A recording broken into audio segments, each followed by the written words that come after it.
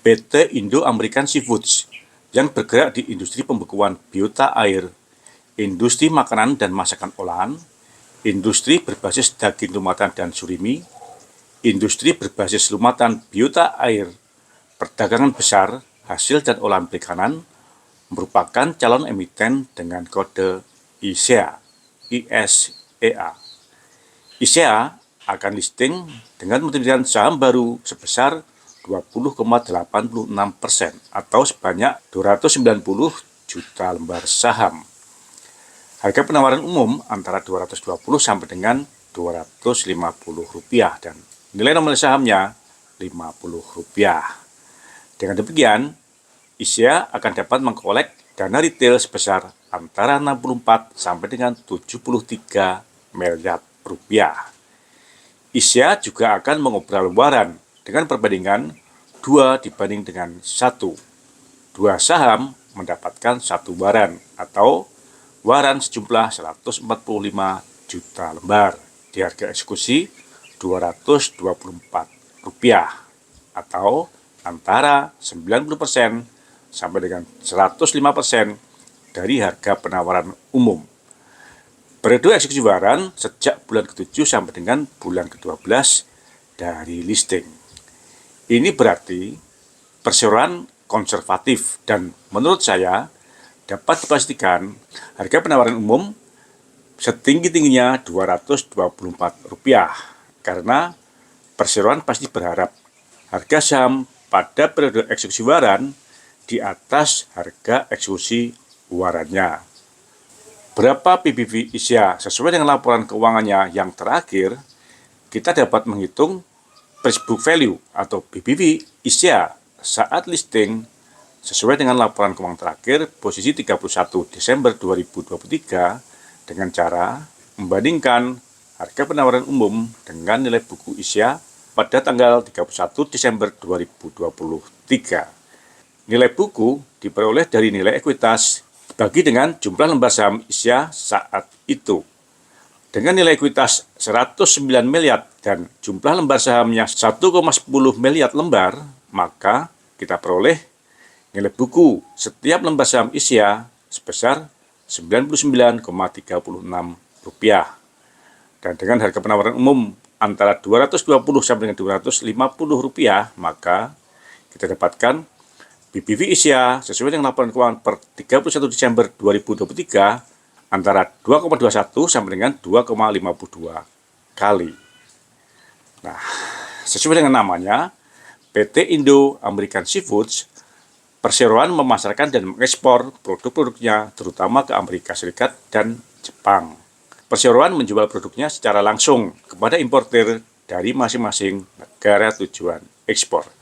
Karena perseroan ingin untuk dapat menjaga hubungan baik dengan importer serta memahami selera konsumen di negara tujuan ekspor tersebut dengan lebih baik. Perseroan juga melakukan upaya pemasaran dengan menghadiri berbagai pameran produk-produk hasil olahan seafood yang diselenggarakan di berbagai negara setiap tahunnya, agar dapat menawarkan secara langsung kepada target pelanggan perseroan di pasar mancanegara tersebut.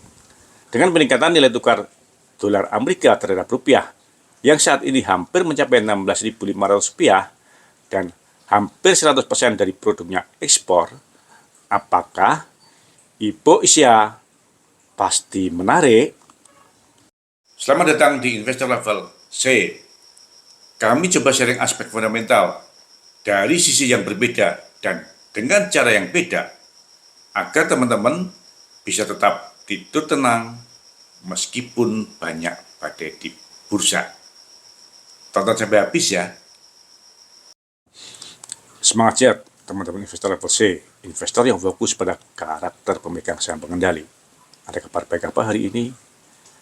Dari perkiraan perolehan dana hasil IPO PT Indo American Seafood, calon emiten dengan kode ISEA yang minimal sebesar 68 miliar, 90% akan digunakan untuk menambah modal kerja.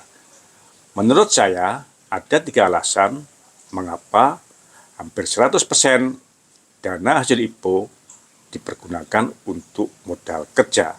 Yang pertama, tingginya pertumbuhan penjualan. Yang kedua, perseroan akan melakukan ekspansi usaha baru. Dan yang ketiga, saat ini modal kerja perseroan yang existing mungkin sedang terhambat menjadi piutang macet atau tertumpuk menjadi persediaan. Yuk kita lihat perkembangan penjualannya ISYA dahulu.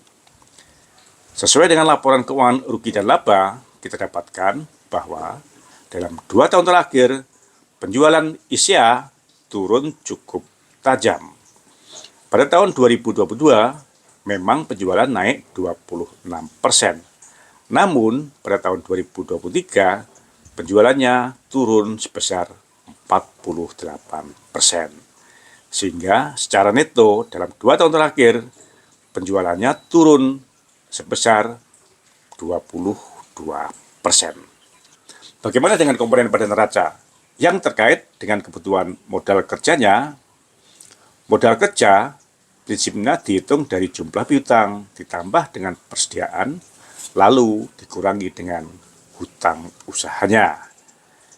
Nah, saya coba bedah neracanya dan saya dapatkan bahwa tren piutang usahanya menurun, baik nilai maupun harinya atau umur piutangnya. Hal ini menunjukkan bahwa tidak ada kendala terhadap pembayaran dari buyer atau pelanggan. Artinya, perseroan mempunyai pembeli yang baik, yang pembayarannya selalu lancar. Namun, tren persediaan dan hutangnya meningkat tajam, baik dari sisi nilai maupun harinya atau umurnya, umur hutang maupun umur persediaan. Rata-rata hari persediaan tahun 2023 dibanding dengan tahun 2021 meningkat menjadi 350%. Dan rata-rata umur hutang tahun 2023 dibanding dengan tahun 2021 meningkat menjadi 222%. Kesimpulan saya, saat ini kondisi yang terjadi adalah penjualan menurun dan persediaan meningkat.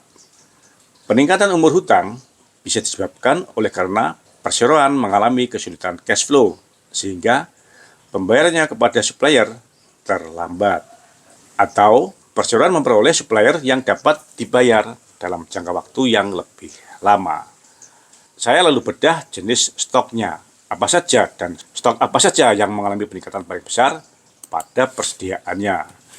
Dari rinciannya saya dapatkan stok yang meningkat adalah stok berupa barang jadi yang telah siap ekspor, yaitu berupa udang yang telah dikupas, kulit, dan kepalanya.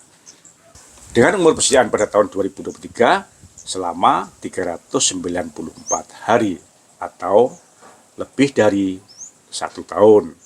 Padahal pada tahun 2021 dan 2022 rata-rata umur persediaannya hanya selama 120 hari. Nah, dari kondisi laporan keuangannya ini, perkiraan saya saat ini perseroan sedang mengalami kesulitan penjualan. Namun, karena produksi tambak udang tetap berjalan normal, maka persediaan harus diproses menjadi barang jadi, berupa udang yang telah dikupas kulit dan kepalanya. Sehingga persediaan barang jadi tersebut menjadi menumpuk. Lalu, dari mana persediaan barang jadi yang menumpuk tersebut dibiayai? Apabila kita cek dari neracanya, kita dapatkan data bahwa dalam kondisi penjualan yang turun dan persediaan yang meningkat, hutang jangka pendek dari bank juga meningkat cukup tajam. Dari sebesar 110 miliar di tahun 2020 menjadi 195 miliar atau naik 80% di akhir tahun 2023. Dengan demikian, kondisi keuangan perseroan saat ini menurut saya semakin berat karena perseroan harus membayar bunga pinjaman bank yang lebih besar.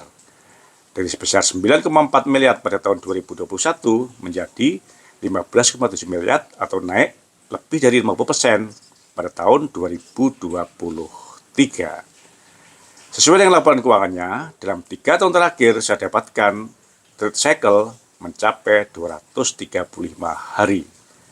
Nah, dengan rata-rata trade cycle selama 235 hari, perhitungan saya, kebutuhan modal kerja ISEA hanya sebesar 127 miliar rupiah. Biasanya, bank hanya akan membiayai modal kerja sebesar 70% dari kebutuhannya, yaitu 70% dari 127 miliar atau sebesar 89 miliar.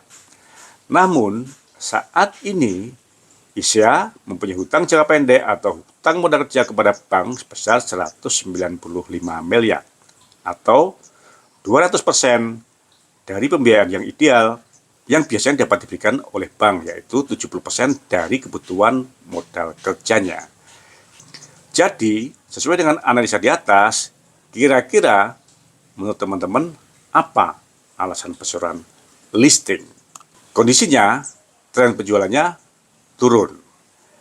Tren umur persediaan berupa barang siap ekspor meningkat 100%, mencapai di atas 1 tahun. Dan outstanding hutang modal kerja bank naik over limit sampai dengan 200% dari kebutuhan normal yang bisa dibiayai oleh bank. Jadi, apakah dengan kondisi nilai tukar US dollar yang sedang meningkat sampai hampir menyentuh 16.500 rupiah saat ini, IPO ISEA cukup menarik? Kasih komen ya. Tapi kalau menurut saya sih berat ya. Semangat, sehat. Terima kasih telah menonton.